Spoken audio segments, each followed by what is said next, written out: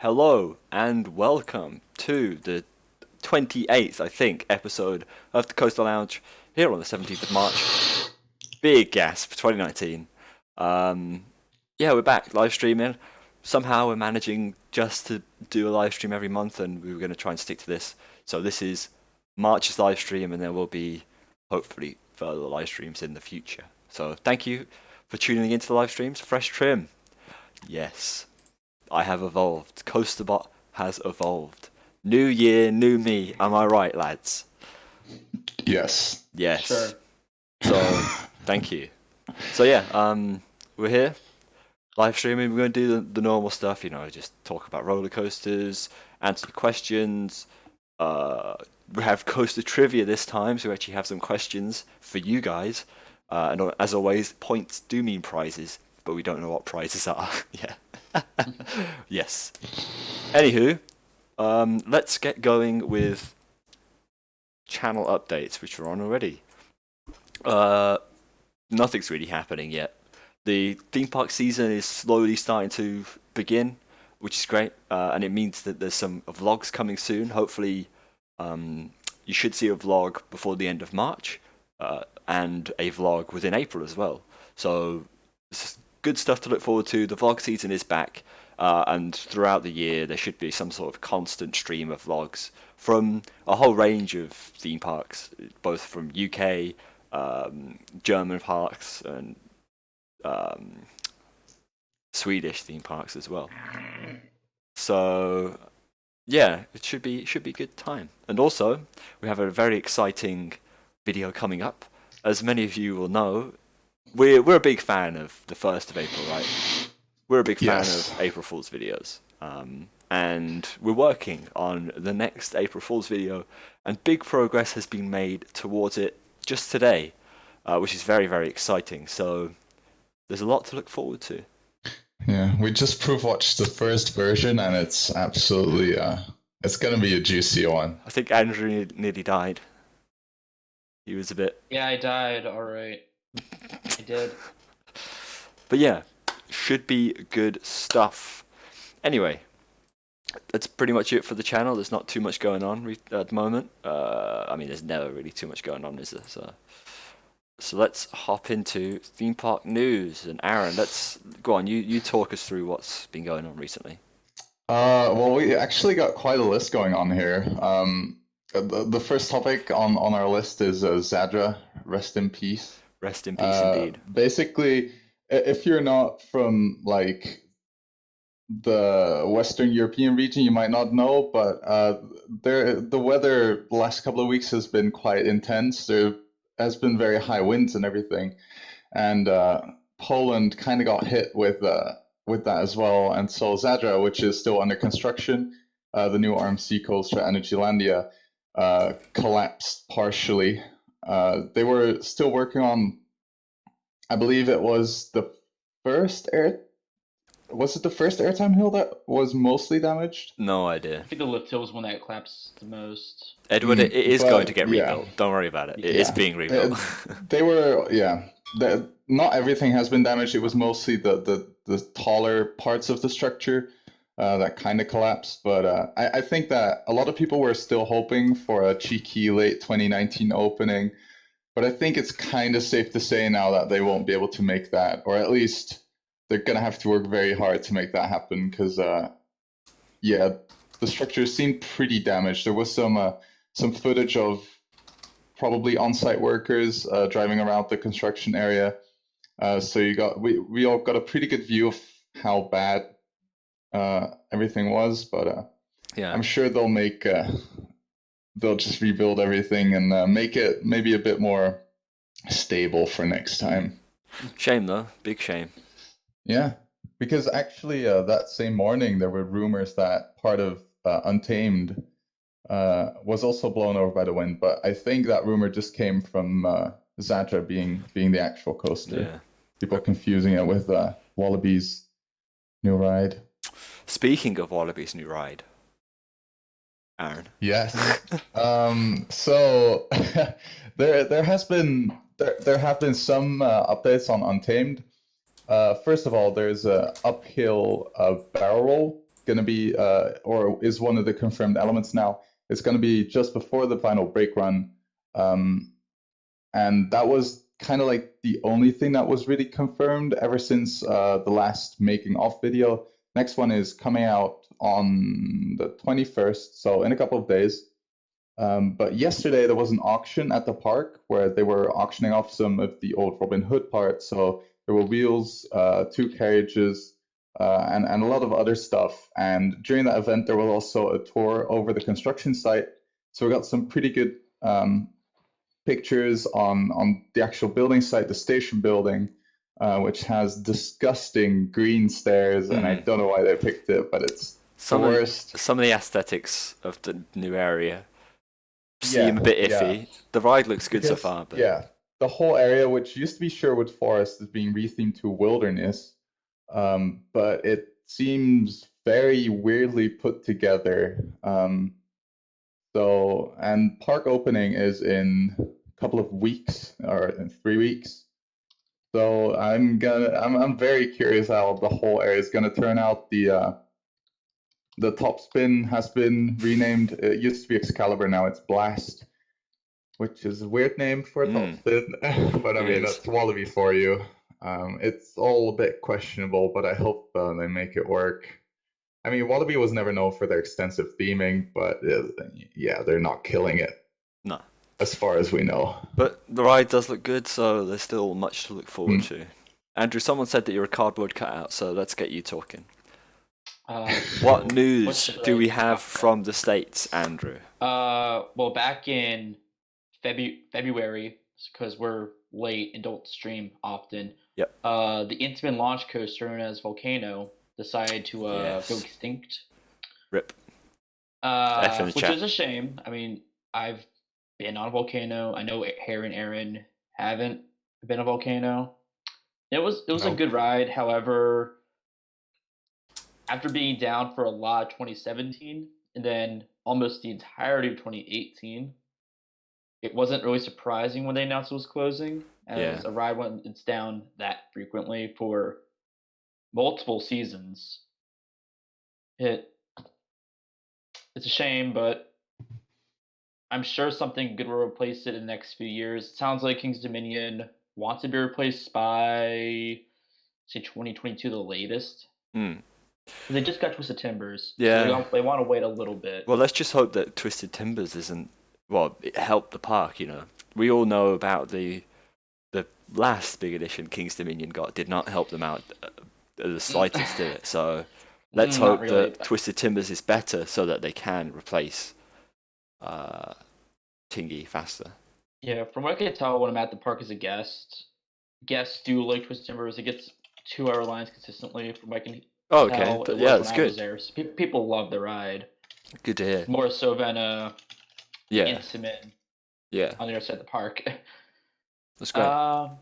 Yeah, so... What else we got from America? Volcano's gone. We got loads. North America. So we've got a Mack multi-launch coaster. So we lost one multi-launch. We got another multi-launch. A better one. Perhaps. So Comfort Strike to Carowinds, that successfully did its first test run a few weeks back. Solid Mack. Looks like a solid Mack rides multi-launch coaster. Yeah. Got some interesting turns. The trains look very nice. The trains are very, very amazing. nice. Yeah. Very beautiful. Headlights and all. Awesome. So, I'm sure it'll be a good ride for the park. Carowinds doesn't have a launch coaster yet, which makes this a really solid addition. Really helps complete that lineup for enthusiasts, and also the area that area back by Afterburn. It's always been dead from what I can understand. And when I went there, Afterburn was a walk-on, and Team Red was like a 45-minute wait. So having more traffic back there would be good for the park. Yeah, spread people out. And I'm looking forward to ride that one myself. July, should be going down there to give it a go.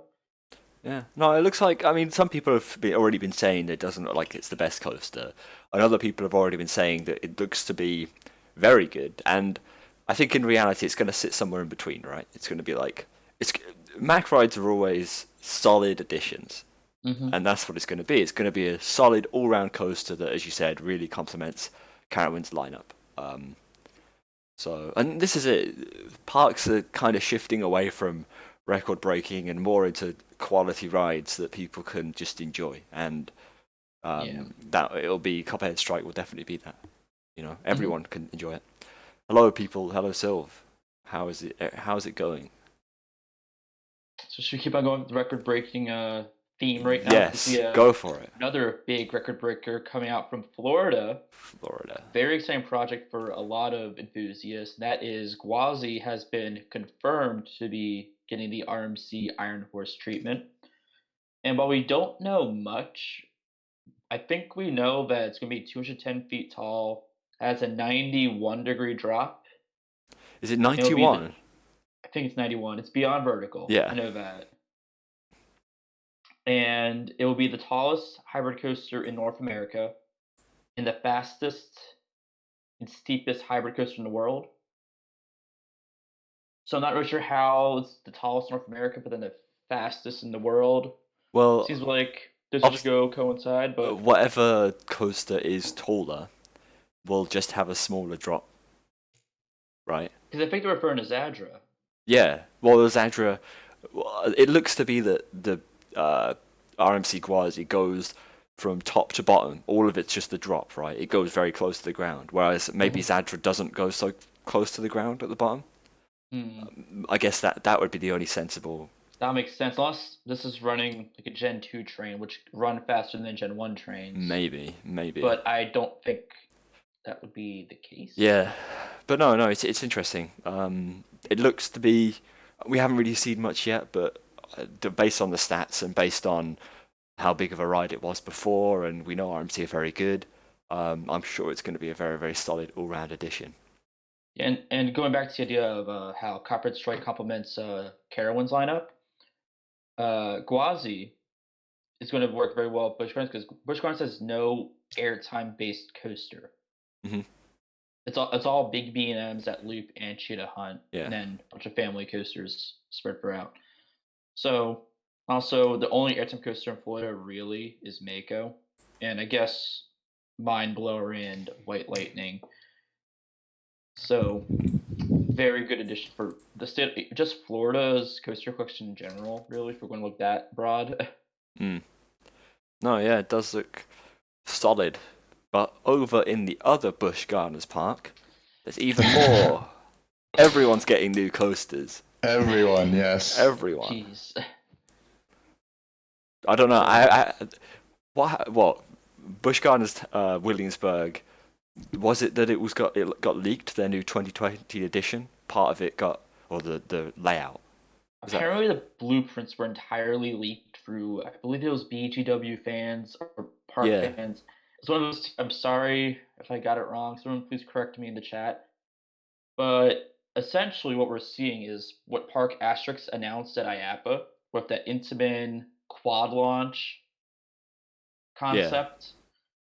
So we don't know any hard stats on it yet. Apparently the park hinted heavily at a 95-degree drop from the top hat. Oh, very nice. But overall, we have 2 inversions, the 4 launches, and the top hat spike, of course. And then I believe an outward banked hill similar to what we saw in the Belgium Hyper. Yeah, something RMC-esque. Very RMC-esque element going on there. Yeah. But if you ask me, it'll be better than any RMC outward bank, despite the look of it. So that's my hot take of the mad additions. Intamin definitely seemed to have bumped up the game, and it's good to see. I mean, even though Busch Gardens Williamsburg has launch coasters already, it's good to see new additions to the park. You have obviously a double launcher, a triple launcher, now a quad launcher. Yeah. But anyway, it's really good that SeaWorld Parks and Entertainment are investing in these parks again, hoping to continue to get new people in. And it's a fantastic kind of next few years for those parks themselves. So yeah, pretty epic. Still in Florida or Orlando, we have the name of the new coaster coming to Universal Studios Islands of Adventure. Universal Studios Orlando, Florida, Orlando. So it's called Hagrid's something something something something something. Too long of a name. Hagrid's motorbike adventure with some animals and creatures. Yes, something like that. Yes. It's very long. Something like that. For some reason, I don't know why it's so long. But it looks to be one of the most story-driven and well-themed roller coasters ever. And props to Universal for trying something so big in terms of how you can get a story across on a thrilling roller coaster, right? It's good to see because Disney have done it, but I wouldn't say none of the huge Disney coasters are particularly very good at getting across a story. Mm-hmm. What huge Disney coasters are there? Yeah, exactly. But obviously, even Disney have the new Guardians of the Galaxy coaster with the new Vekoma ride system, which could do that. But no, props to Universal for taking out 2 thrill coasters and putting in what looks to be a family thrill coaster. You need some balls to do that, but I think it's going to pay off, honestly. So it looks like a very good ride, a very long ride as well, which is always nice. Yes. Yeah. I can't wait for the POV. It's going to be very nice. Mm-hmm. Yeah. Other things in theme park news, bringing it back to Europe. We actually got news of very recently that, let me just quickly hop over to the chat. VR is gone. And that's Alton Towers. Galactica's VR is no longer existing. They've decided to remove it from the ride due to guest feedback. Towards the end of the kind of last year's season and even the season before that, less people were riding VR, and they had to split the queue line between VR and non-VR, and it caused sometimes half of the train just to be empty. So Galactica's going back to non-VR, so operations will be back up to normal standard, and the B&M Valley, what is it? Forbidden Valley, yeah. The B&M Valley will be completely dead again, because prior to Galactica, Air was on 10 minutes all the time, Nemesis was on 5 minutes all the time. So we're just going to see it go back to that, honestly. Maybe give it a year or so for people to realise that the VR's gone. But it's good to have it back. It's a solid coaster. Nothing incredible, but it's solid. I actually did like the VR, but it's just a shame that it really messed with throughput so much. So, yeah. They did give it a proper go, so... They did, honestly. It's just a shame because Galactica ran best when everyone wanted VR. And then as people slowly didn't want VR anymore, it started to get worse. Yeah. I think VR can be... To work its best, needs to be an all-or-nothing kind of job. So, yeah, big shame. But elsewhere in Europe, we have Colossus at Heidi Park. It's a big fiery boy. Yeah. It's a very big fiery boy. Slagaren. Thank you, Jake, for that 99 Canadian cent. Very cool. But yeah, no, Colossus, fiery boy, Wickerman's older brother, it looks like. And honestly, it looks really good. I'm really excited to see how Colossus turns out in terms of the theming and the impact it has on the ride experience. It does look very fun. And I appreciate that Merlin and Heidi Park have not only reopened the ride but added a new theme to it. What do you guys think? Yeah, the only thing with rides like that, I guess it's more of a Merlin thing. It's just like one theming element in such a massive ride. Yeah. To me, it kind of doesn't do too much because you go through it for a split second and then it's just back to presumably just a bare ride, just the Woody it always was. What's at the very end? One, it literally goes through. Another airtime he'll turn end.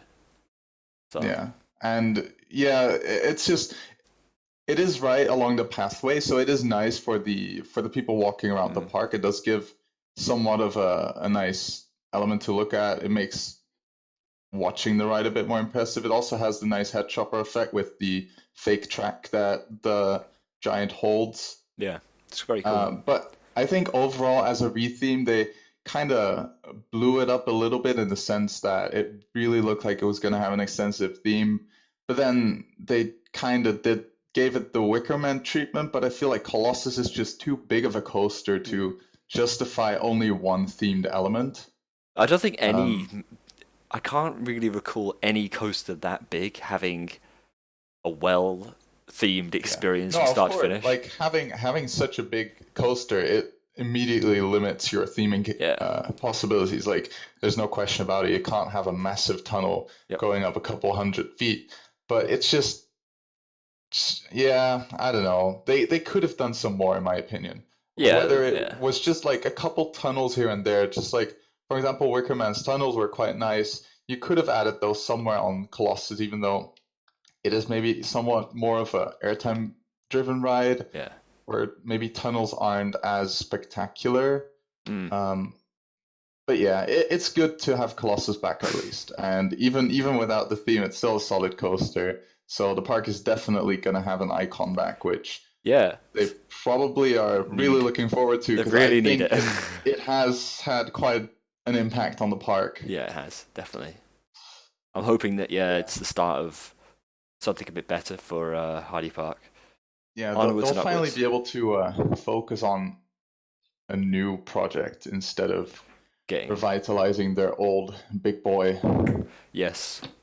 Very good, though. Very glad that it is back. And then, Andrew, finally, what's the last one? So we're going over to Asia, the best continent. Is that right? I'm going to butcher this. I can't say it either.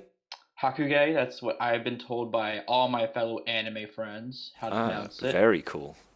Began testing and Hakuge is located at Nagashima Spa Land, same park as Steel Dragon 2000, the bigger Morgan Hyper, and it was the conversion of an Intamin wooden coaster, so it's the first Intamin to be RMC'd.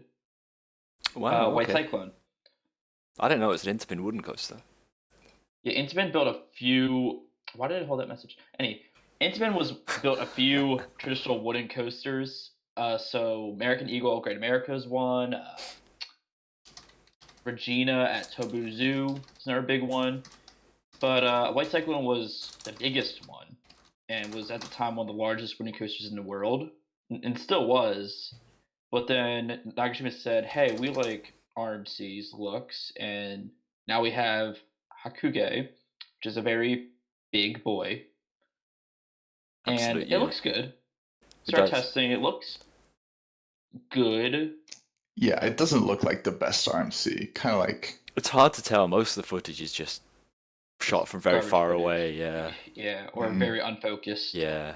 So I think once we start to see both on-ride POVs and then the thoughts of people who have ridden it, then we could start to get a better opinion. But man, there's so many huge RMCs this year, or not this year, but coming up, I should say. Yeah. So definitely crazy stuff. But I think that marks the end of theme park news. All the news. It's all the news we had down. All the major items, at least. Yes. So let us transition into trip reports, but none of us have actually done anything. So let's transition into future trip reports, as it should be named. Yes.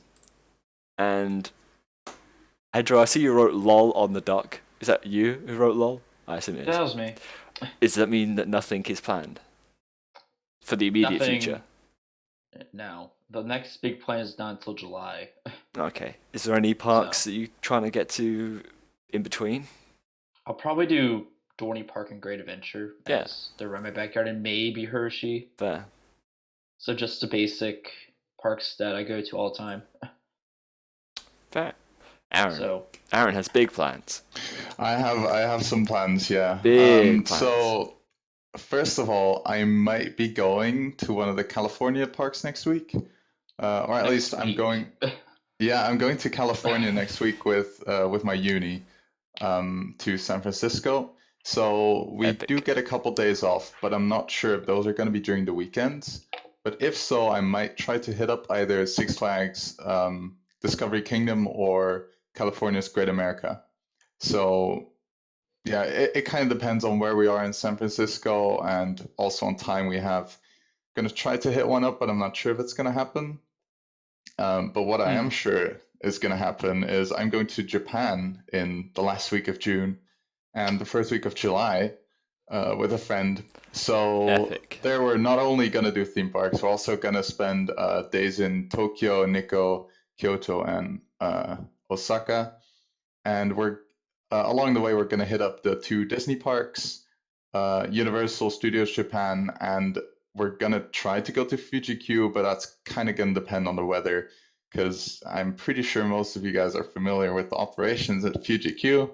If it rains, everything's down and it's just not worth the money. So considering we are going during the rain season, which is kind of sad, but it is low crowds apparently. Well, hopefully you get lucky with the weather. Hopefully we'll try to go, but I'm not sure if we're gonna. We'll send prayers your way. If the forecast is bad, I'm not sure if we're gonna try because it is expensive to just get there, get into the park, and if everything's closed, might not be worth it. But we're gonna give it a shot. At least we have 3 amazing parks lined up, and hopefully also Fuji Q. And then after that, when I go on my exchange, but I've mentioned this before on streams, but I'm gonna try to hit up Carowinds, Dollywood, Busch Gardens, Williamsburg, and maybe Six Flags America. I believe it's near Washington. Yeah, it's America. Yeah, so those 4 probably gonna try to hit those up, and that's it. Very epic. And I guess also for soon after my America trip next week. It's going to be the Wallaby opening on the 6th of April, so all the Dutch coaster people are gonna go to the Wallaby opening. I'll be there with Joey. Sil's probably joining, so we're gonna have a good time there. Watch some Untamed Construction, criticize Wilderness, and ride some coasters.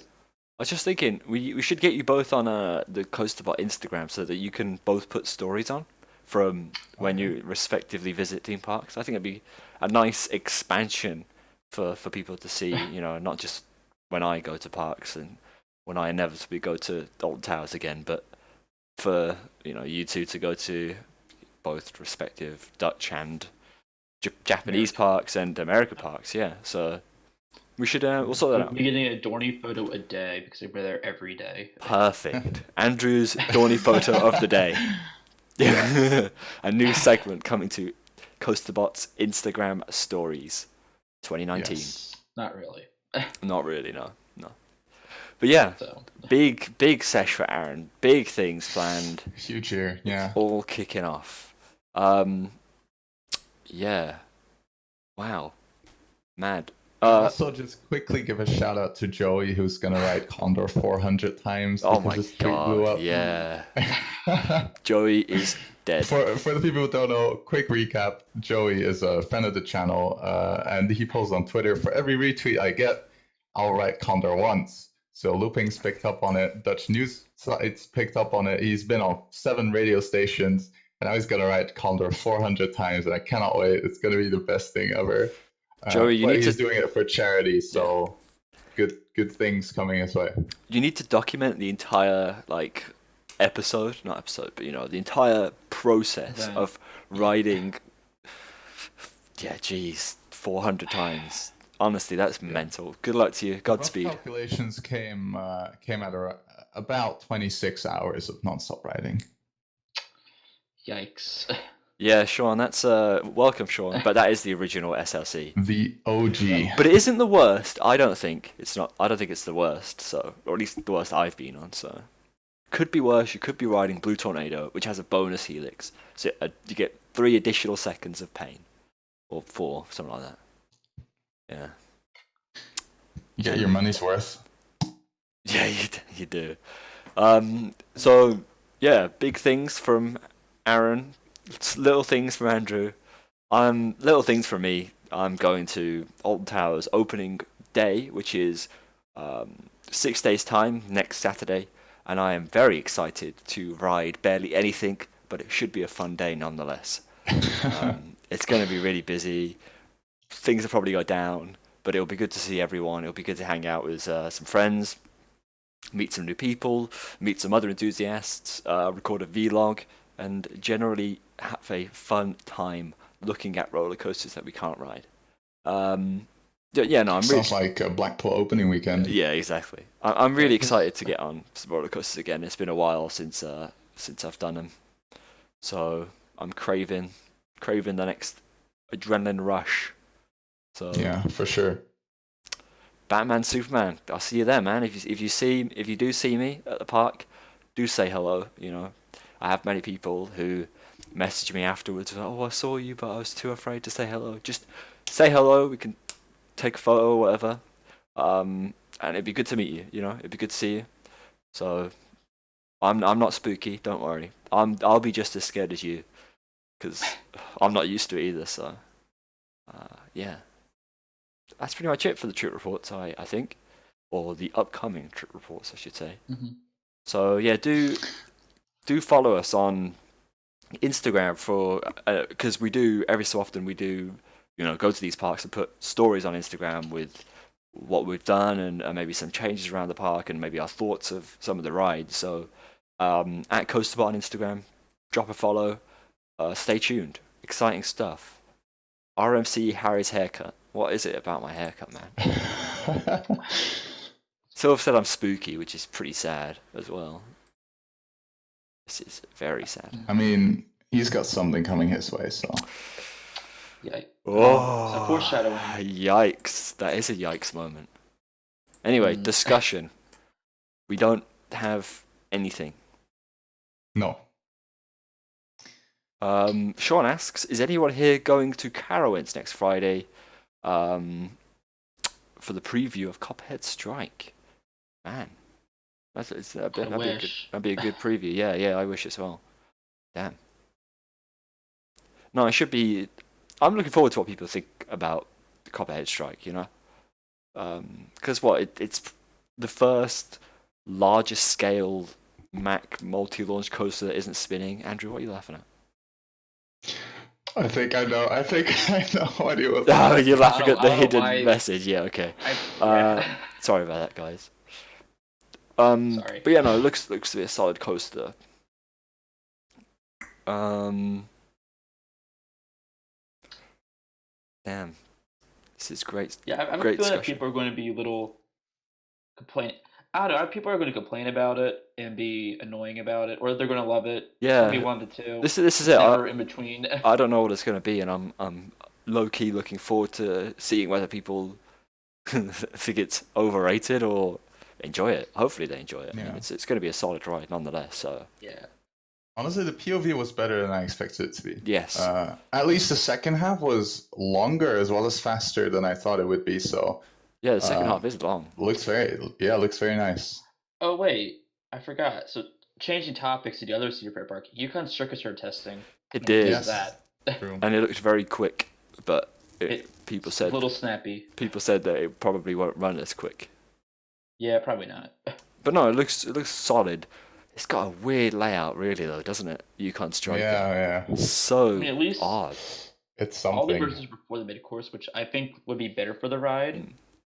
Because, as you see with Valraven, after the mid-course brings it to a stop. Yeah. Or a very close stop. And the versions are more hang-timey. Yeah. Whereas this one seems to be, you go one after another, very quick pace, which is something that B&M dive courses don't really do. Well, Valkyrie is pretty good at doing it. Oh yeah, it's a coaster. Valkyrie is pretty punchy. But yeah, the elements do look very good, and the kind of like the Immelman into the roll into the little dip into the mid course. It's so weird. I think that looks so odd of an element. So especially to come out of B&M. But yeah, no, it looks like a solid addition. Hopefully, it's more like the new gen mini dives than the older, less mega dives. Yeah, the older, less thrilling ones. Crazy Coaster Guy says Copperhead looks too forceless. It won't be forceless. This is untrue. It takes some of those turns at speed, so it definitely won't be forceless. Yeah. Loops are circles. The loops also are true. Are circles. And I'm curious about the the launched hill. Like, Yeah. whether that's gonna have airtime or just quiet, and like it looks like it's gonna be it's just gonna be just floater, but I'm not sure. We'll Still, see. floater while being launched, it surely has to be quite an Yeah. interesting sensation. It's gonna be an experience. Definitely. And also, it's doing that too for clearance because there's a piece of track that's right under the launch. Yeah. So, gotta worry about those envelopes. That's very important. Yeah. All right. So, is there anything else about Copper Strike you guys want to elaborate on? No. Not really. No, I don't Helix think... will probably be the better ride when I get to Oh, ride yeah, it. you don't beat Helix. It is weird how much better Helix is compared to the other Mack multi-launch coasters. It's got the environment to do it though. It's a lot. Yeah. It's just a lot more grand. Yeah, like, no, but not even that. It's fundamentally less Mack of a Mack rides coaster. It's not very Mack rides compared to the others. I mean, yeah, it's still got the same Mack flow to it, I'd say, but it's more. Most Mack coasters are quite, or at least the multi-launches are quite compact. But at Leesburg just said, just go ham. We want you to cover the whole hill, and that's why it's a lot more. It flows just very graciously. Yeah, but as Sylv says, it does. It's not the layout. It feels different. It doesn't feel like it's. Icon feels more like a Mack coaster, but there's just something about Helix, whether it is just a bit faster than the other, relatively a bit faster than the other Mack coasters, and has more of that punch. But yeah, it feels. I think it is because the elements are just more drawn out. It's overall everything is just a lot bigger. It has more space for the transitions. It's definitely more forceful. I'll tell you that. Especially the Norwegian loop. I remember just getting like folded down at the bottom of the loop, especially after I'd ridden it a few times, and I started to become tired. I just started getting like flop. I'm putting my hands in front of the seat in front of me to stop myself from getting like pushed. Honestly, But yeah, no. You might want to respond to Jake. Why? What's Jake Jake said? says Blue Fire is very forceful and better than Helix. Jake, you are insane, my dude. Thank you very much. Blue Fire is forceless. Very forceless. Oh, still better than Harry's haircut. Funny.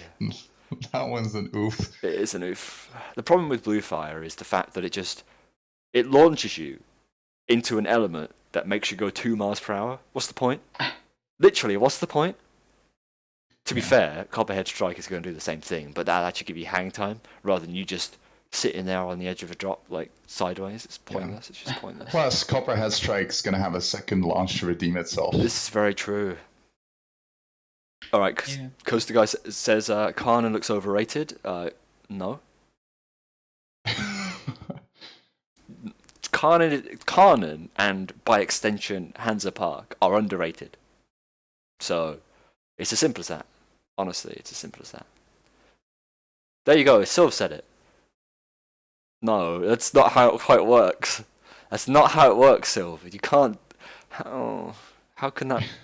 How can those two things coexist?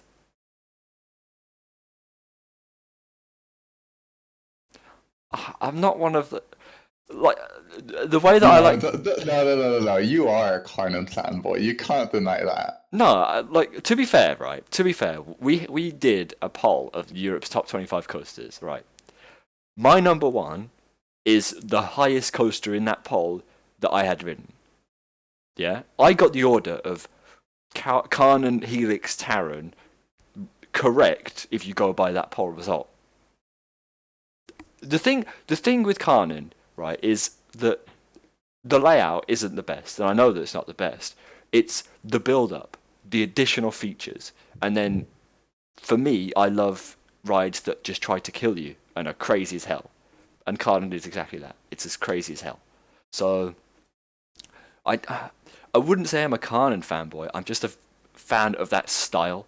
Any coaster, that style, I will love, and that's why people say that they think I'll love Skyrush because it tries to kill you, and I reckon I will love Skyrush for that exact reason. So I'm an advocate of rides that are very, very chaotic. So there you go. I mean, we'll find out one day, won't we, when I ride something that is pure chaos, and I love it. What is my equivalent of Karnan? I don't have one. I just don't. Honestly, I think it is quite, like, Karnan is a pretty unique ride. Yeah. If anything, like, because it has such a insane drop width than the more drawn out, like, out and back layout. Yeah. It is very very unique in that respect. It is. Sean says, went to Hansa Park in 2007, didn't appreciate it very much, it just wasn't a lot back then. It looks to have improved greatly. I mean, it has. Both Flugvall Novgorod and Karnan are two fantastic additions. Not only that, but the park has been retheming areas, improving areas, new entrants. Hansa Park Highlander. Hansa Park is one of the European theme parks to watch moving forwards, honestly. It's an underrated park, fundamentally, and whatever their next big addition is, if they play the cards right, that park will just be up there, you know? So, honestly. Yeah. Alright, so do we have any more questions from the viewers? But there is not Karnan related. I always go I think everyone got their daily Karnan dose. Yeah, that's fair. What's America's dirtiest park? So, my Zoo American Park is Six Flags New England. I found it disgusting. However, talk about park itself. Maury's Piers. Really? Wasn't very nice. That surprised me when I went there. I was expecting to like it. I found it not nice. It was trash everywhere when I went. Didn't seem anyone cared. Oh, Coney Island. Wait, forgot his park. Dino's Wonderland Park. That's technically its own park. That is the sketchiest park I've been to. So never mind. Maury's Piers. You look like Busch Gardens compared to that park. Maury's Piers looks like Busch Gardens compared to that park. Holy, that is a sentence. Just the Wonder Wheel. That's it. That is a sentence.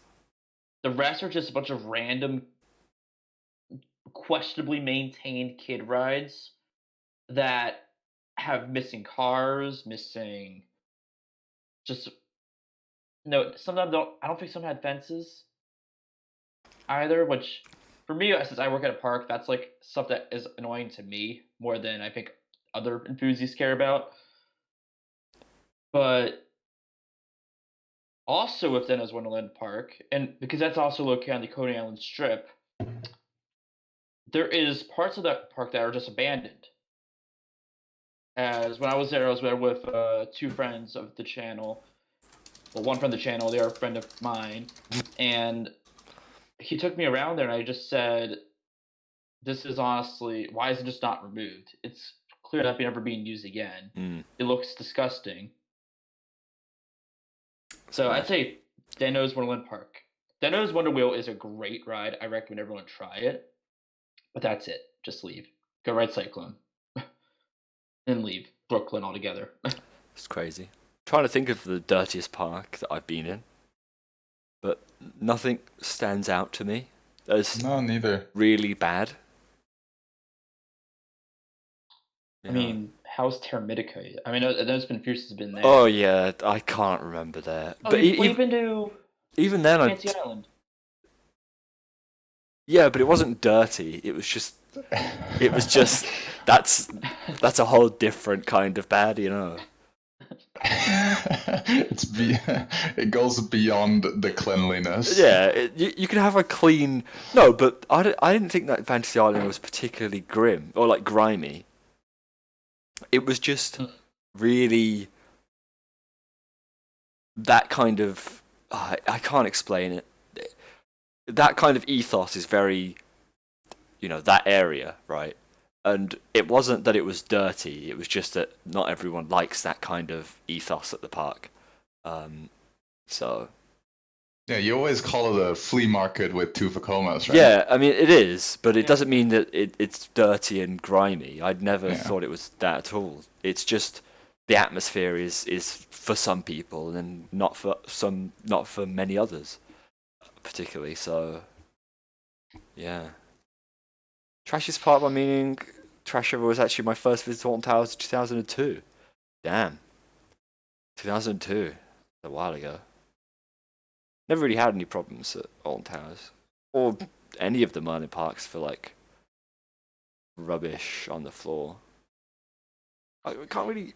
I guess I don't really look out for it. You know, you don't really I look guess out you don't for notice it. it until it's really bad. Yeah, Yeah, I think so. And when it's bad, it stands out more. yes, But yeah. Batman, Superman, I'm making confused because I don't understand Europe at all. So whenever you talk about Europe, I just zone out. Soon, Andrew, soon. Next year, I'll get some European credits. Then I'll You'll be able to talk about understand our why continent. Smiler is garbage and Icon's Sorry, best. that is not the opinion I'll let you have. If you think if you say the Smiler's garbage, I'm not taking you up north to go ride to Blackpool. You will stay at Alton Towers until you come on. You'll stay at Alton Towers until you appreciate that ride. Simple as. Fair enough. No, I'm joking. I mean, that means more Nemesis rides for me then. Yeah, but I mean, realistically, we're going to try and aim to get you on them. Nemesis is a 5-minute queue if you find, if you don't go on a Saturday or Sunday. So, Fair literally, yeah.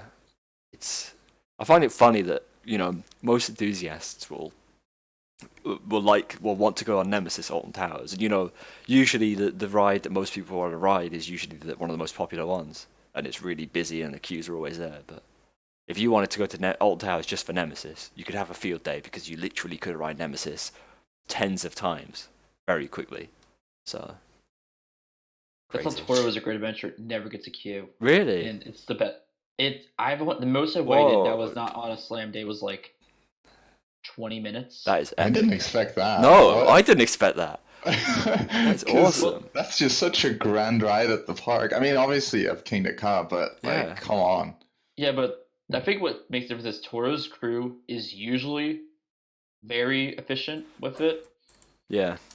But also the problem is, and this is because Toro Station is god awful. Everyone likes to clog the front like 3 cars. Right.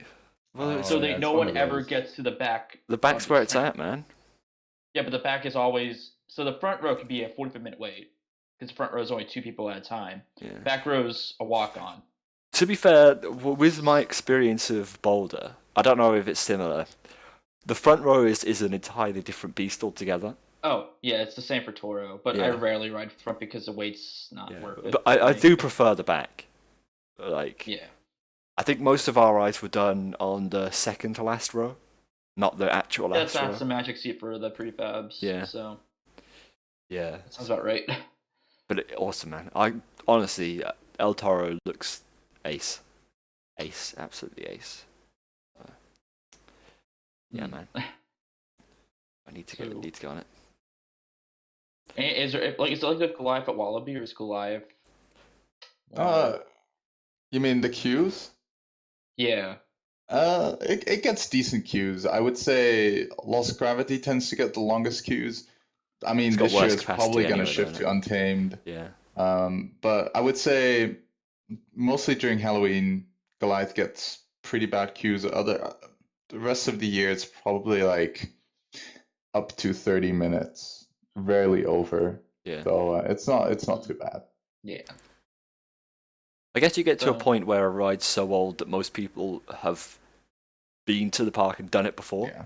So they don't. Goliath is definitely one of those rides because for a very long time it was the only like proper big coaster in the country. So. Yeah. Yeah. There you go. Helix usually has a 40-minute queue. Man, I got lucky. It's not 40 minutes when I go. That'll be a little upsetting. I waited 10 minutes. The last hour at Liseberg for me was like epic, just because pitch black, Helix dead. You just had to walk around the queue. That was literally it. it was awesome. Absolutely awesome. How busy does Dorney get in mid-August? If you don't go on a weekend, you can walk on everything. You can fish park in 2 hours. So the Coaster Boys, Dorney is very easy to finish in mid-August, and I can say that because I work there. The Coaster Boys. And you could easily do Sesame Place and Great Richmond the same day. I did that too last season, doing it again this season, because Oscar is honestly one of the best wooden coasters out there. Still can't believe it. It's not even a joke. I genuinely believe it's like if I had to rank wooden coasters, it would be top 5 that I've done. There you go, Andrew. No. Why don't you make a Dorney speedrun video? I had that thought, but then some rides have questionable operations. They're not the fastest, so I tried it, but then I would get stuck waiting 30 minutes for a ride to dispatch. So it kills the run. Yeah, fair. Maybe I'll do it this season. I think it'd be a good video just to be like, oh yeah, you have like a timer in the corner that counts up. It'd be hard to sync it all together because you'd have to like sync the kind of like the time the video was taken with the timer. I mean, if I just check the time after each ride and just report, okay, I started at 2 o'clock, so 2:10 after Talon. Yeah. It's 2:40 after Meteor because Meteor took half-hour dispatch for whatever reason. Yeah. Yeah, that could work. It could work. I want to do it. It's just I don't know how to do it. Yeah, you should get on that. Coaster Crazy Guy says Harry and Coaster Kids are in a subscriber battle. I do not know how many subscribers. I'm pretty sure we're like 3K above Coaster Kids. I thought it was more. Like we beat them We quite. beat them. We caught up to their sub number quite some time ago. I think like over a year ago. Yeah, they're on 26,520. Oh, 26. Yeah, so we're 7. We're on nearly 4, 31,500. Well, roughly. So we're like what 5, nearly 5 ahead. Nearly 5. What can you do, boys? Aron, you beat kids. Yes. Joey says that Jeff is just too powerful. This is very true. This is why we need to release Instant Explained at some point. It's not going to happen. Into and Explain, you just see the subscriber line. It's like, just slowly going up. Intimate just explodes. Yeah. Maybe this year, guys. Maybe this year. Maybe. Just maybe. Big video, probably not. I have school, Harry has school, then Harry's going to get a job, and it's true. Going to be crying about. It's life. It is life. Wow. Tony and Focus says, Harry, did you go to all the theme parks that Taylor and Logan went to during the Europe trip, or did you only go to the 6 that you vlogged? I only went to the 6 that I vlogged, hence why there were 6 vlogs. I would have loved to go to more, but time and money and all of that jazz. Always usually money. Yeah. And to be fair, some of the parks on the list I just wouldn't have cared to go to. I have my own priorities of what parks I'd like to get to, and I'd rather go to the parks that I'd like to go to rather than go to ones that I wouldn't care about just because I can. If you see what I mean? Yeah. Mm-hmm. So, yeah. What's the fixation on this? On what? This? On the haircut. Oh, because you mentioned it at the beginning of the stream, it's a new haircut, new you, and yes. Honestly, it's just Blue Dragon mentioning it over and over. No, I see it. I see other people doing it. Some other people have done it, yeah. Anyways, let's move on. We the like Harry's questions. cut. We like you guys. You're the reason why we make this stuff. Because it is special. It is fun. The hair is atrocious, but not as bad as mine. That's a very nice backhanded compliment, Sil. Thank you. Yeah. Much appreciated. Wow. Nessie or Big Loop? That's a good question. How about this, Harry? What will be your Be Brave challenge? That's a good question. The only ride system that scares me is drop towers. Right? Right. Because I would get on any coaster in a heartbeat, no problem, no questions. So it would It's even enjoyable your Be Brave challenge. Yeah, but I don't know. So like Falcon's Fury. Yeah, I think more Falcon's Fury, but then I'm gonna be riding Icarus, which is Falcon's Fury basically, but more intense apparently. Is it? Because the swing out's more aggressive. You can see just how scared he is now. So that is going to be my. I should record myself in a Be Brave challenge. Actually, that's a good idea because it would be as much as I would ride it anyway. Yeah, I'd force myself to ride it. I think that'd be a nice little Be Brave challenge. Me overcoming my fear of very spooky drop towers. But yeah, what about you two? Be brave and ride on. Aaron, do you have a Be Brave challenge? I haven't ever seen a ride that I was like, I'd have to think twice before going on that, you know? I don't, because drop towers, I enjoy drop towers. They don't necessarily scare me. So, Harry doesn't agree. I don't like them.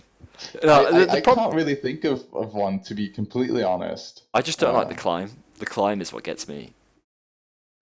But does Agent Ica not freak out a little bit, or no? Which one, sorry? Agent Ica, Fuji-Q? No, not really. I'm just excited to potentially go on it. Huh. Do you have one? Me? Yeah. Probably try and do Sky Rush with just my hands up the entire time. Sorry, that's not how you would ride Sky Rush anyway. Okay. I was about to say, like, that's my standard riding style. Here's the problem with Sky Rush I have. Sky Rush, I try to ride it hands up. Mm-hmm. However, at some point during the ride, the laterals spook me, and I throw my hand on the lap bar to fix myself. Right, okay.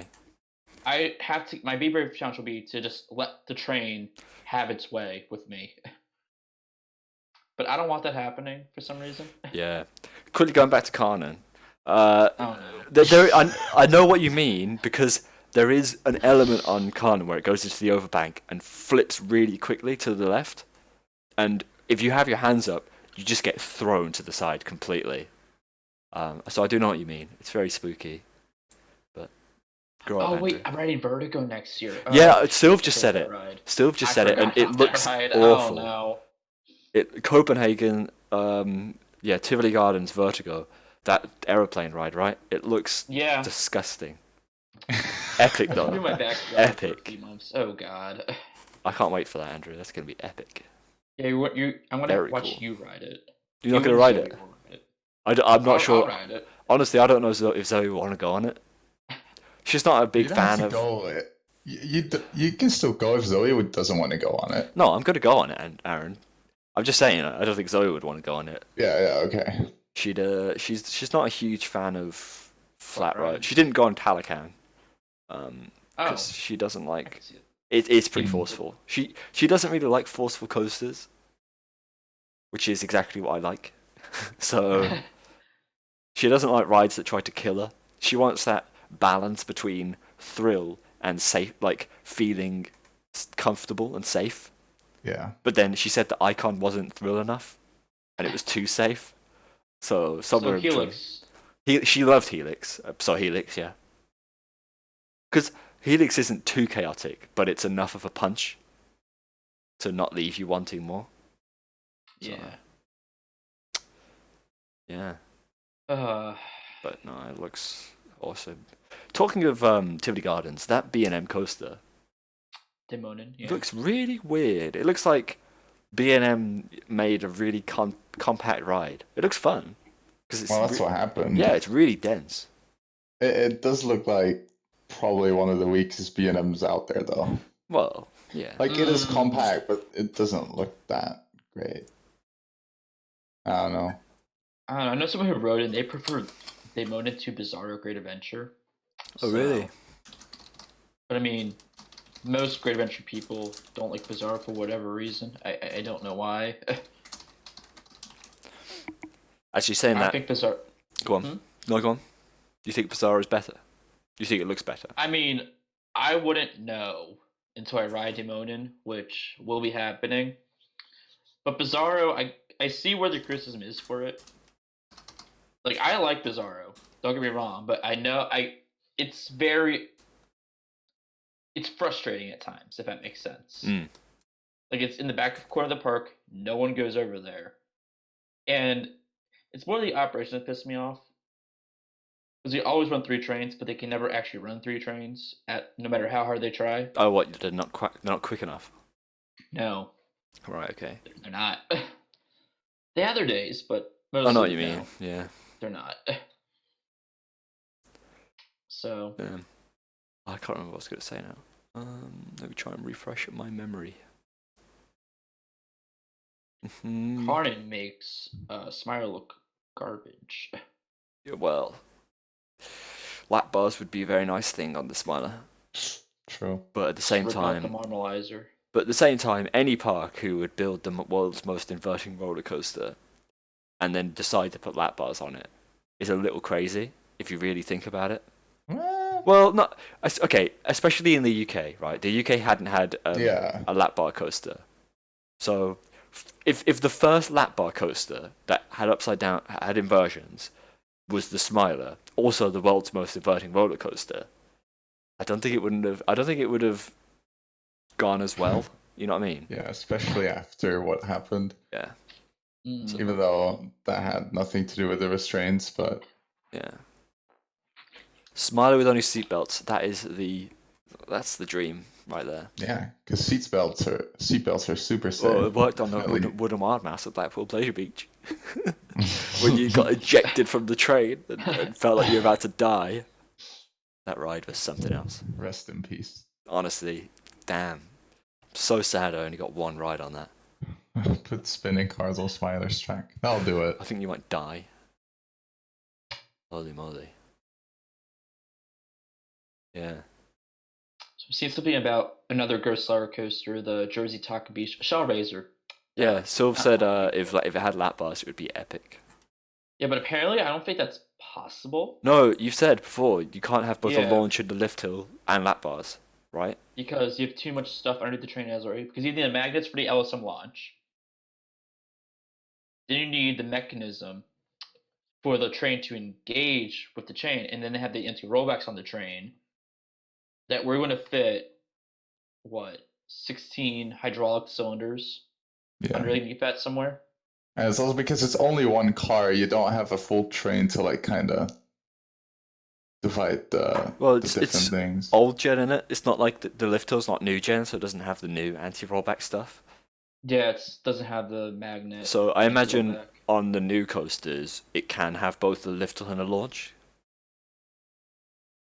We haven't seen one. Infinity coaster does that. But I can imagine that it would work because surely the magnets on. Well, you just need a chain dog and the magnets. I don't know. Yeah. Get Gus to do it. That's what I'd love to see. I'd love to see a Gurst with a vertical lift hill that has a rolling launch midway. So opposite of Takabisha. Yeah. I think that would be the best solution because once the ride gets going, it continues going. Mm-hmm. Anyway, someone build that, please. That would be very Aaron, cool. what's your favorite coaster? Right now it's Taron at Phantasialand. What a Hey, out of the rides that I've ridden, you would pick Taron as well. I'm joking. You've been on Helix at Aaron. Nope, I haven't been to Scandinavia, but I'm hoping to replace it with a ride this year. We'll see which one. Yes. Fujiyama. I don't know. For some reason, I'm not that hyped for Fujiyama, but I'm like kind of trying to keep it that way, so I just get blown away. Doesn't look very good. Yeah, no, but like looks jank as hell. A lot of people say it's amazing. Like Stirrat, I'm pretty sure he loves Fujiyama. But please correct me if I'm wrong, Sylv. Then there was El Ryan's blogs that they loved Fujiyama too. Interesting. So yeah. Who knows? Yeah. Oh, it was broke. Oh, you didn't. Oof. Sucks to suck, man. Oh, and they're getting that new train. There's new trains this season. Are they? For Fujiyama? Yeah. It's still a lap bar, but it's just a nicer design. Interesting. Hopefully I can try them out. I love this comment. This one that I was gonna have to. I think Fujiyama looks like the big one after effing eating weed. Very cool. You can eat weed, huh? Andrew learned something new. Yeah, that would be epic. Taran is the European version of Steel Vengeance. You have to say it's the best, otherwise you get shunned. This is very true. It shouldn't be true, but it is kind of true. Steel Vengeance isn't even the best coaster in the United States. It's very sad. But then again, that was when I still ranked, and it's like, you know what, ranking's dumb, so I dropped it. I find it very difficult to rank. I can only rank the standout coasters. It gets to a certain level where after that, I don't understand how people can rank all their credits. No. I would never be able to do it. Personally, I only have a top 1 because I just don't know how to rank the rest. Yeah. No, I can rank the ones that are just, to use a bad word, elite. You know, the ones that are a notch above the rest, but after a certain level, it just becomes, well, do I want to ride Galactica or Oblivion? I don't really care, you know, that kind of thing. Yeah. So. Yeah. Is it time to move on to the questions? Yes, let's go into a quiz. Sure, yeah, we have that. We do. I looked through your collection of questions. These are all Andrew's questions, so if they're incorrect, you can blame Andrew. Very cool. I'm a scapegoat. Yes. Well, these are your questions, to be fair. They were made 4 years ago at this point. So, something like that. But Andrew, because of your questions, let's start out. You can start out the questions. Fine. We'll start with the first question, which I relearned today. Say it first and then delay it by like 5 seconds before you put it in chat. So the first question for all the points is, what coaster was falsely advertised as having the tallest vertical loop in Europe? So what roller coaster was falsely advertised as having the tallest vertical loop in Europe? Interesting Jetline question. is not the answer. Jetline is awesome. Doesn't have a loop. It doesn't. Helix doesn't have a loop. Also, the Ultimate doesn't have a loop. A loop is that thing that you see on Schwarzkopf's. There you go, Shambolic enthusiast. Got it right. With Blue Fire. Blue Fire was falsely advertised as having the world's tallest loop. I remember you telling me that, or so I found out that it was the tallest loop on a launch coaster in Europe. It was something like that. But not, that sounds right too. But not the tallest. What is the tallest loop in Europe? Odyssey's is pretty tall. Yeah. True. Odyssey's like 170 now. It's big. It is a big boy. An absolute chunk. Maybe it's Odyssey. The Flash clone in Turkey, someone said. Could be. Well, yeah, but Turkey, it's technically not Europe. Yeah, especially that part is definitely Asia. Yeah, well, fair. So there you go. Shambolic enthusiast. Find the points. You've got a point, which will mean a prize in one day. Maybe. One day. They'll give you a free ride with Harry when he comes to your local park. A free ride. I like that. So print out your points before you meet them, or else you will not be able to ride it. Exactly. And it's 2 points per photo. Yeah, that's right. Per photo. Per photo. Yes. So I think that's his first point, unless I don't see him on here. So fair enough. Shambolic. Well done. Made the cut. And Aron, sorry, do you want to take us to the next question? Yes. The next question is, what is the steepest coaster on the southern hemisphere? Now, like Andrew said, these questions might be outdated, but I don't think this one right. is. This one's right. I think I can't see being wrong. So, south of the equator. Thank you for that explanation. imaginary line that DC Rivals, good guess. is really hot. The South African one. Yes, we Also got good the guess. answer. It is Green Lantern, not the green one. I can't count that one. The green one in Australia. I like that. But Sam Walker. Tower of Terror is a good guess as well. That's vertical, right? Yeah, it is vertical. And Green Lantern's like 120.5 degrees. Tower of Terror is the one that pulls 6.3 Gs, I think. Yeah, it's that's most intense. Yeah, it's really a family coaster. Oh, it's just trivial, really. Just basic ride. It's like Terran in it. It's just for families. The real ride is the one next to it, Rake. Oh, right. No, Temple of the Nighthawk. It's true. It's all about length. That's all I want in a coaster. Just as long as possible. That's why the Ultimate's so good. Exactly. It adds up. Yeah, it does. Yeah. Well done. Next question. I guess this one's me. Yeah. How many underground tunnels does Voyage have at Holiday World? And I think this was referring to the amount of times it goes underground, not the physical tunnel number. That makes sense. Is it not the Voyage? People get it either way. We know what we're talking about. This is one of the only rides where putting a V in front of Voyage is acceptable. And Jack Holmes got the answer we have. Oh. Yeah, 5. I have 5. I can't, because you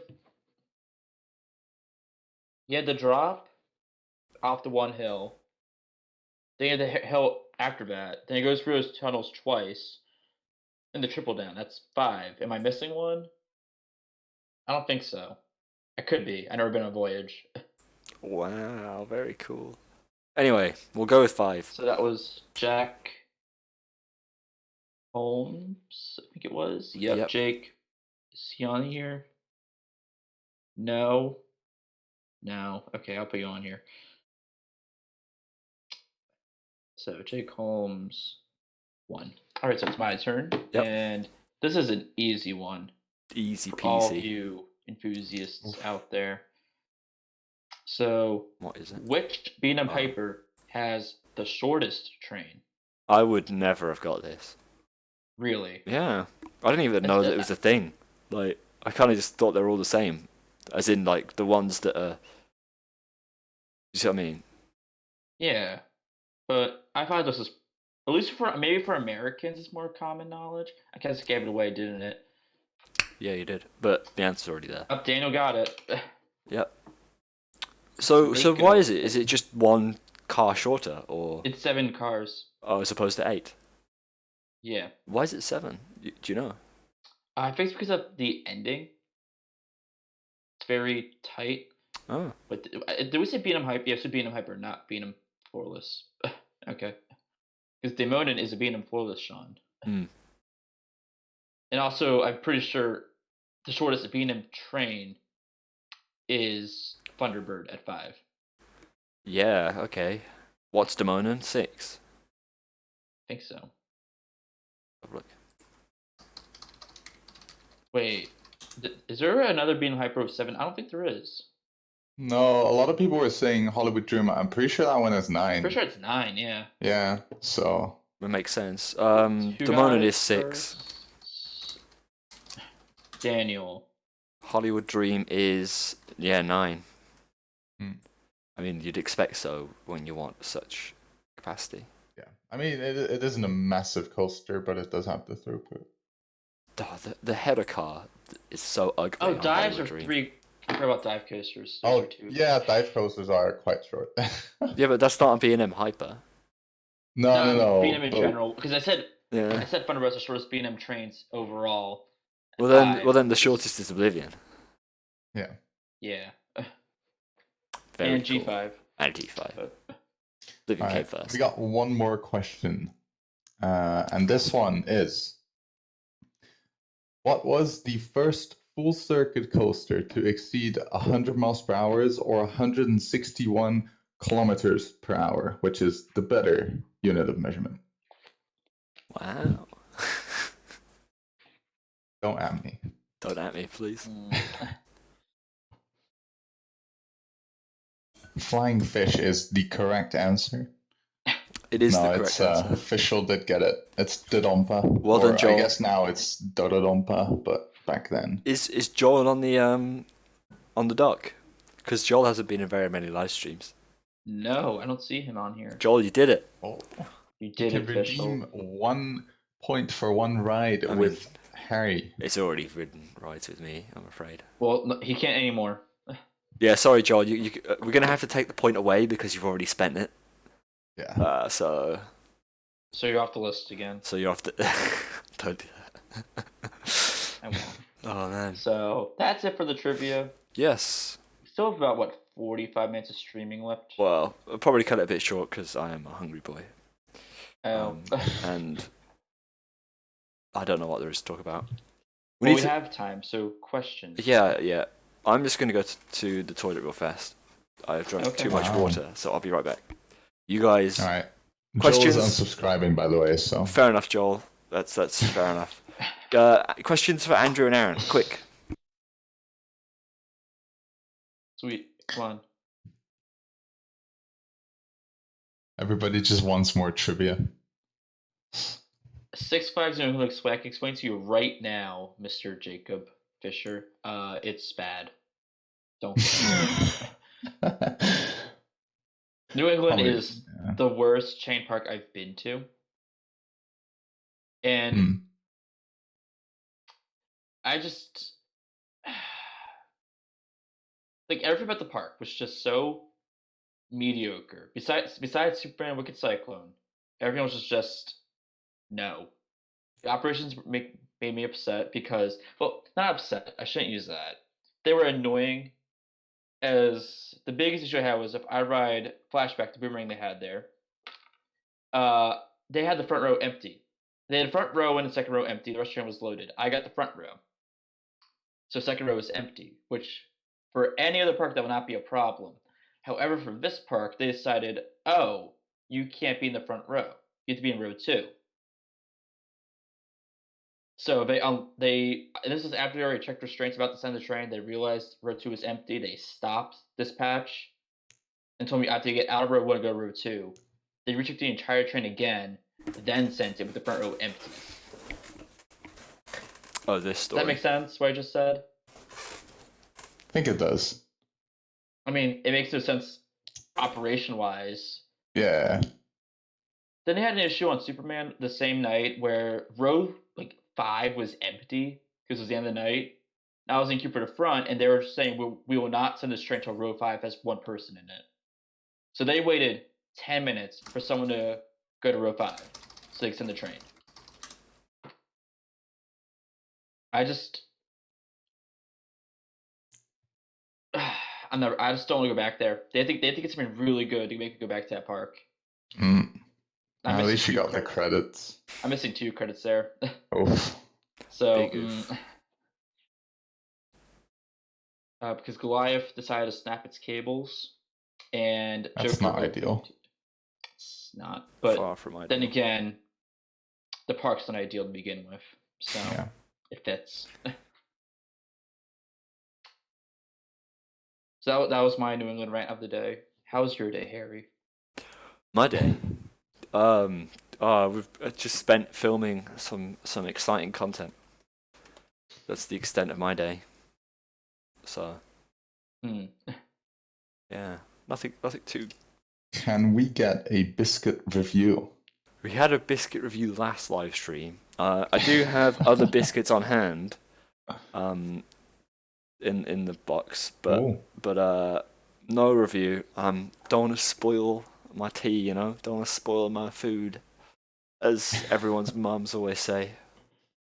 So no biscuit review this time. Sorry guys, sorry to be a letdown. Thanks for joining us, Sean. See you in the next one, man. Question. The question is Stroop waffles are the best cookies. Are they cookies? Are they even biscuits? They're kind of like I don't know if I'd class them as biscuits. They're good. It's kind of in the middle. Yeah. It's kind of a gray area. I mean, they're definitely not waffles, even though the name suggests otherwise. Robert's just giving me such a good idea. What? Biscuit review? You know, like meme review? Yeah. Just have a biscuit review thing. And then he was like, get Silverette to host biscuit review. That's such a good idea. I need to note this down. Hold up. Sorry. Is April Fool's Day video? Yeah, yeah, it could be. So, I think most people would call stroopwafels cookies rather than waffles, though. I call them food. Like, technically they are waffles. So since RMC is the current thing, according to Sam Walker, the next coaster will be the SNS, the rise of SNS. The rise and fall of SNS. No. Just the rise. You're all laughing now, but All Towers are going to build an SNS air launcher through the valley. Over the valley, not even through it, over it. Just straight across. You're just going to be stuck. They're going to replace Rudolph an SNS air launcher. I would be incredibly surprised if they did. Is it going to be better than the Thorpe Dive Coaster? Yeah, the Thorpe Dive Coaster theme to Fortnite. Yes, that one. Where are we dropping, boys? Where are we dropping? Relevant meme. Very relevant. Just as relevant as Walking Dead. Whoa! Yeah, man. What a dead series. So what if we get PewDiePie to Biscuit Review? Biscuit Review. You both live in the UK.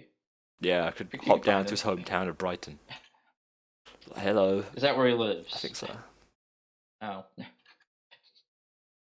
The Phantasialand toilets are very good in Cloakheim. The Hershey Park toilets smell like chocolate. This is not a Do joke. they actually? The bathrooms, I thought it was a lie because I know Taylor said it. And I'm like, Taylor is just saying things again, as he always does. But I went in there, the ones on the Skyrush, I'm like, oh, they do smell like chocolate. Whoa. Buy some new biscuits for Biscuit Review. And thank you for the £2 donation. Oh no, it's Dexter. Thank you, Dex. We will purchase biscuits with said revenue. Don't you worry. That is mad though, smelling of chocolate. I like that. That's a cool thing. It's a very cool thing. Slachan. Best park. Yeah. We need to go there one day. I think the opening's on the 5th of April, so. Really? I think so. Thorpe needs an Intamin prefab. I don't think any park needs an Intamin prefab.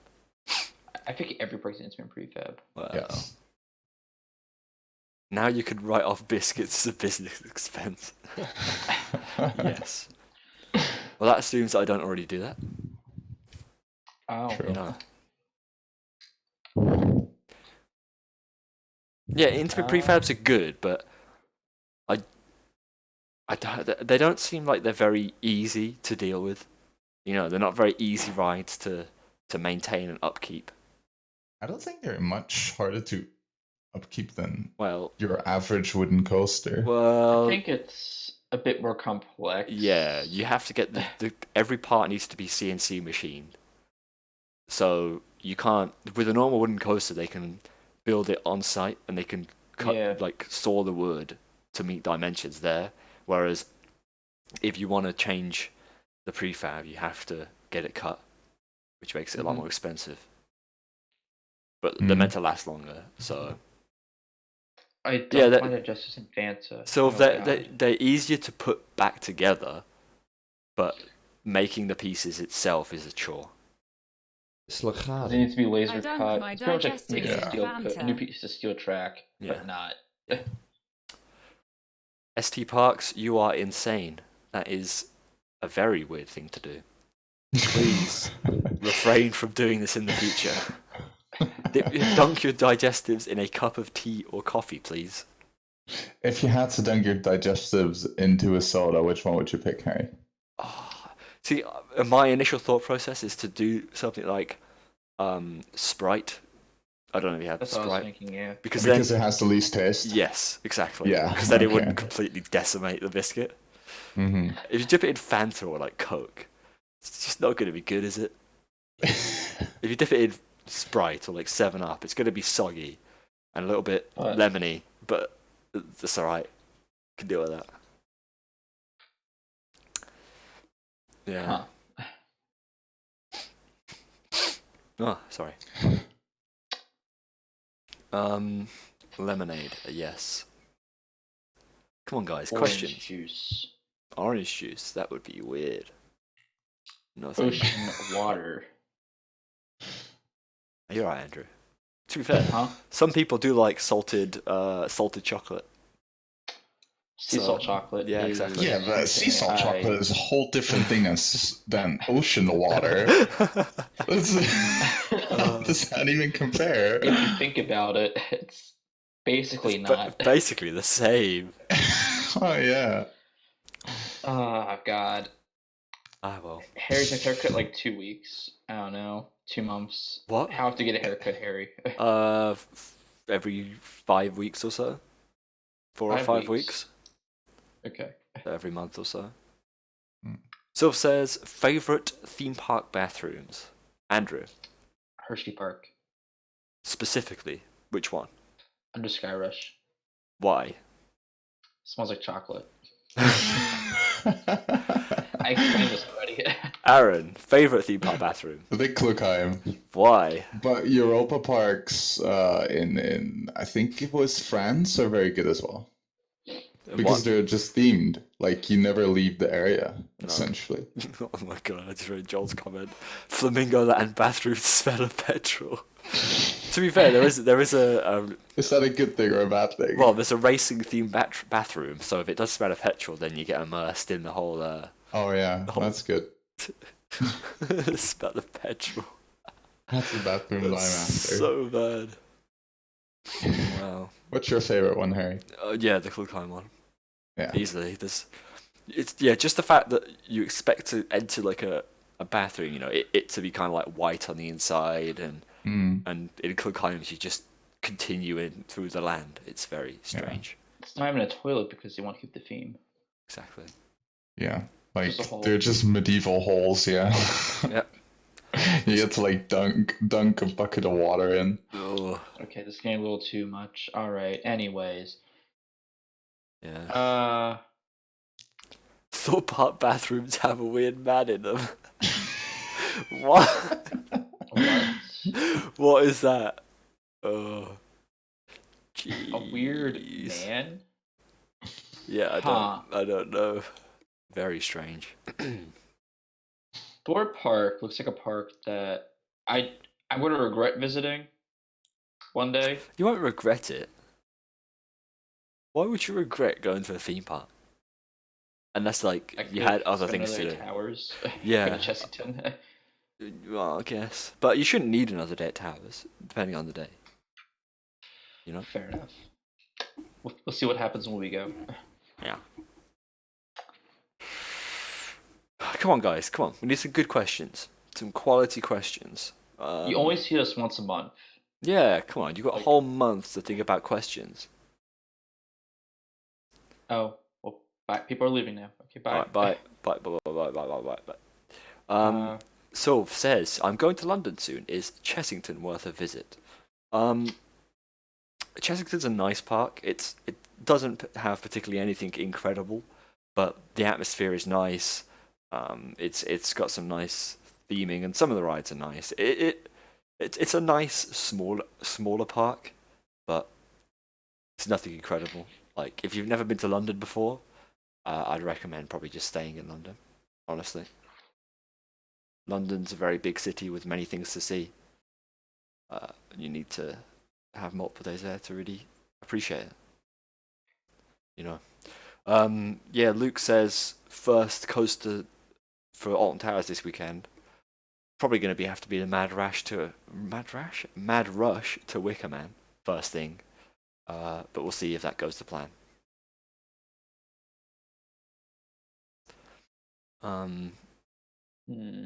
Favorite color scheme on a coaster? That's a good one. Any of you two got any ideas? I really like not necessarily the whole color scheme, but I really like Gold Rush's red color. Damn. I was gonna say that. I like the entire color scheme. Yeah. The gold rush color scheme. I really like the red color. I think it's really nice. It is. Like Sil said, Old Goliath was not because I particularly like purple and green, but it was just such an iconic color scheme. That also kind of fit the identity of Wallaby of trying to be the edgy park. So I like that one. And I must say I like Phoenix's color scheme as well. But obviously it has to fit the area, but I think they did a very good job with Phoenix. I do like the blue and brown. I'm quite a fan of black color schemes, as boring as that is. So like just like black on black. Taran, Smiler, yeah, stuff like that. Mm-hmm. I do like it. I have a very specific color scheme that it's only on 2 coasters, I think. Awesome. That is Talon and Behemoth. That orange, yellow, and blue combination they do. Oh, okay. Yeah. Very, very nice color schemes. I think it looks better on Talon, but that's because I see Talon every day in the summer. But Behemoth, what a ride. If you look at just good photos of it on Google Images, it's a beauty. Here's a good one. Someone says bucket list coasters. Bandit. Bandit, really? Yeah. Why? After riding Dragon Mountain, which was an experience in itself, something with riding coasters that just go through a terrain appealed to me so much. Like not Beast. Beast is the only one that doesn't appeal to me. The rest do. And Bandit just looks wild, to say the least. Yeah. I know Sylv has been on Bandit. I know he said he liked it a lot. So, and everyone else seems to like Bandit, despite being a Togo that no one likes Togo apparently. What's your bucket list coasters, Aaron? Got one? I mean, obviously, I can go on about like the classic Sky Rush and Steel Vengeance, blah blah. But I think, honestly, I'm really interested in how I'd find Cheetah Hunt. I think I would really dig that coaster, even though not everyone likes it that much. I think it's kind of my type of ride, so I'm kind of excited to ride that at some point. And I'm also kind of interested in how Flying Aces would be. Yeah, that's it's not like at the top of my bucket list, but I do think it'll be quite an interesting ride to experience. Like it's one of those Intamins that isn't really much like the rest of their rides. So those are two that I'd like to ride at some point. I discovered, well, after thinking about it, I do have one ride that I want to get on the most. Any guesses? Ultimate? I'd love to get on the Ultimate, but it isn't the top. Because at some point, I know that I can ride the Ultimate realistically. Anytime I could physically go out and get it quite easily. You know, so it's not Express. Oh, it would be awesome, yeah, but not quite. Is it Sky Rush? It's not Sky Rush. Oh, okay. It's in that country. Well, that only leaves a whole list of coasters. Yeah. Is it RMC? Nope. I don't think. Yeah, I figured it wouldn't be for you. Is it Gerst? Gerst. Nope. Hang time. Ooh. Is it Cannibal? Nope. It's kind of like Gerst. Maverick? Nope. I-305. Nope. As Sam Walker says, it's X2. Out of all the coasters I could ride, even though like Agent Ica is meant to be better, I'd still rather ride X2. Because it's Arrow and Shilky. Well, just because it's the original. There's something about that ride, you know. There's something about it. I guess. I mean, X2 never really appealed to me for whatever reason. It just looks insane. It just looks like someone had a meltdown. while they were designing it. That's how it was built. Literally. They met at an airport. Shoki said, I have this idea. And Magic Mouse make it 200 feet. Yeah. He's like, sure. So that's it right now. And because I don't think it's going to last particularly much longer. Well, SNS is supporting it. So. Yeah. So, but I just worry that it won't be around for too much longer. Which is why it's a bucket list, because I would rather ride it than not ride it. And I'd love to get to Six Flags Magic Mountain. So. Fair enough. I mean, Skyrush is going to be removed soon, so hey.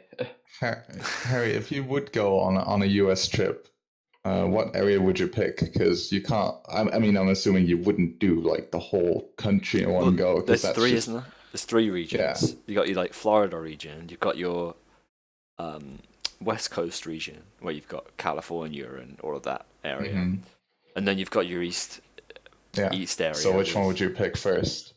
Well, the East one's the biggest one.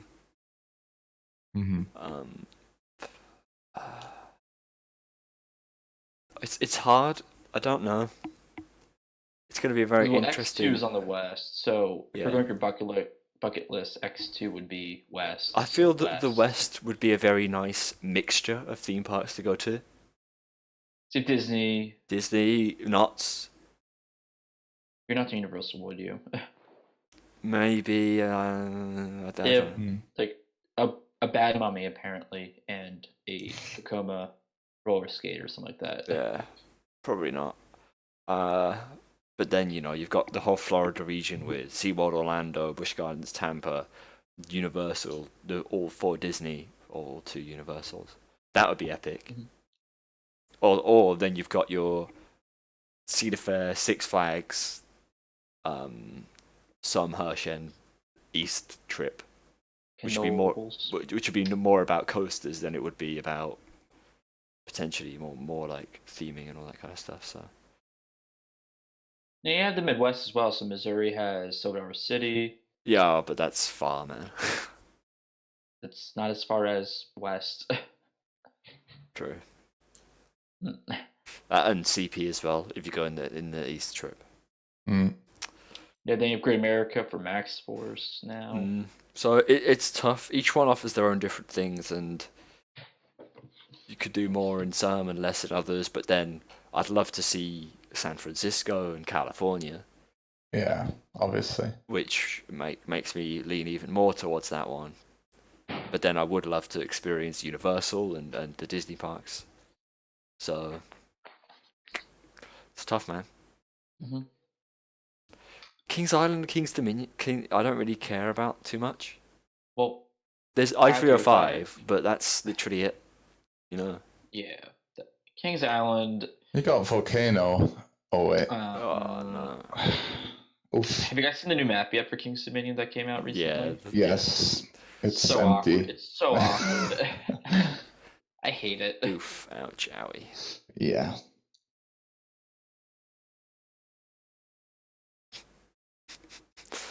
Alright, Silver Star. Silver Star, what about it? Silver Star. Don't you like that, Harry? I did. I really enjoyed it. Top 10 coaster. It is for me. It's better than Goliath. It's close. It's close. Realistically, I need to ride it again. So. Is there anything else?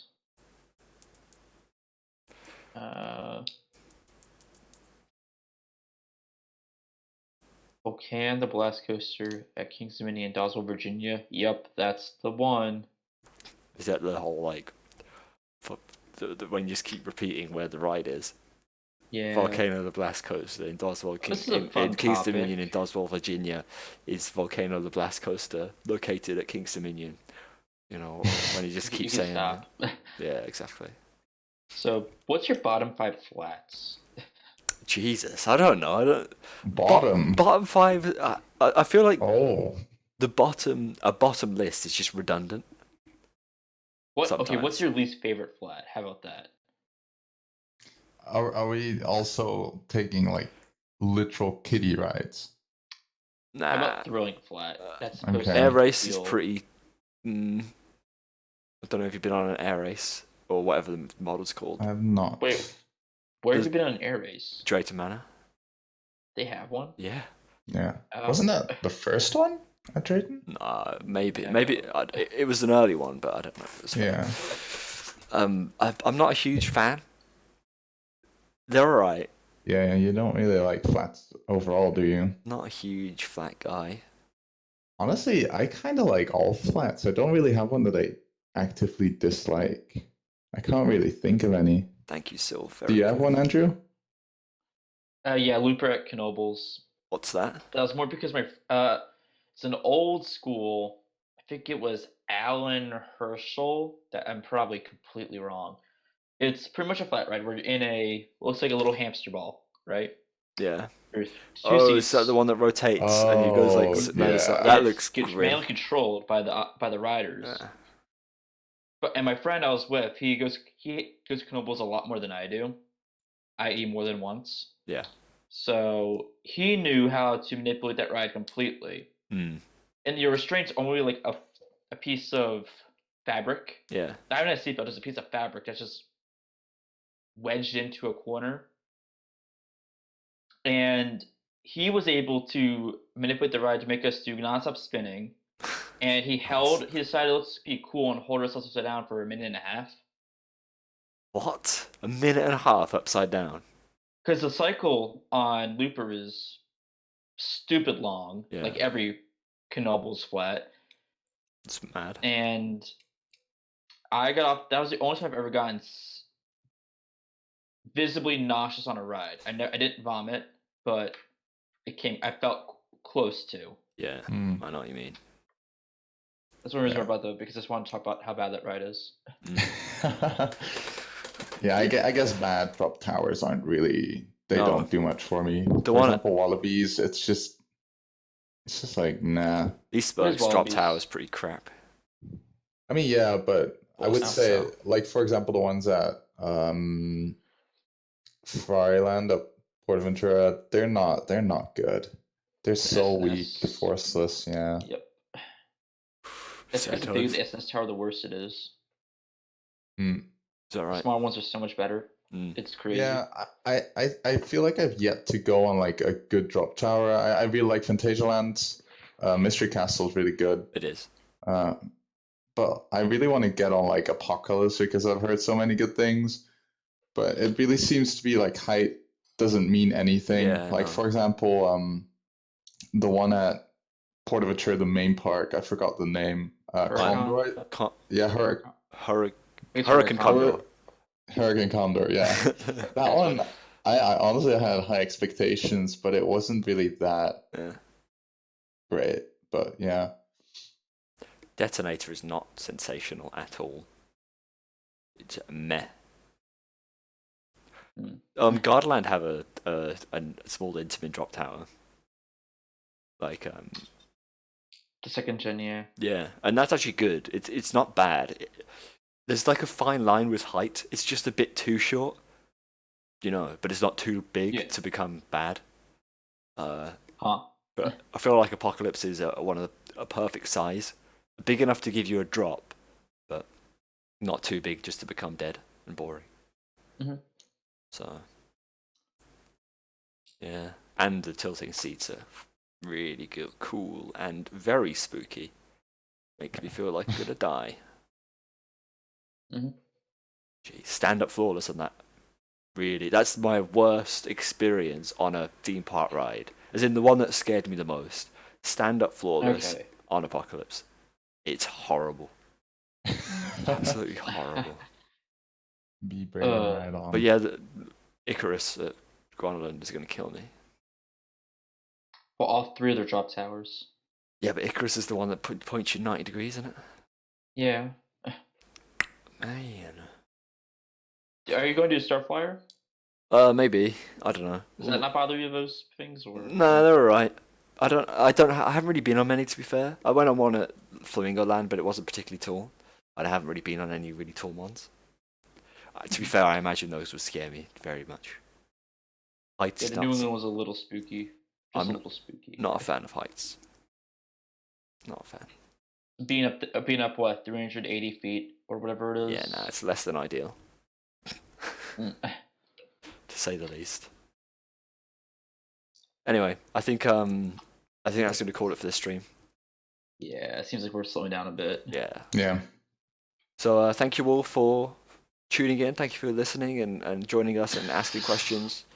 We'll see you next month with some trip reports and some other cool stuff. So hopefully we'll have more to discuss in that one. But yeah, no, thank you for listening. If you joined partway through, you'll be able to watch the full thing in a few days' time. So anyway, guys, thank you, and we'll see you all next time.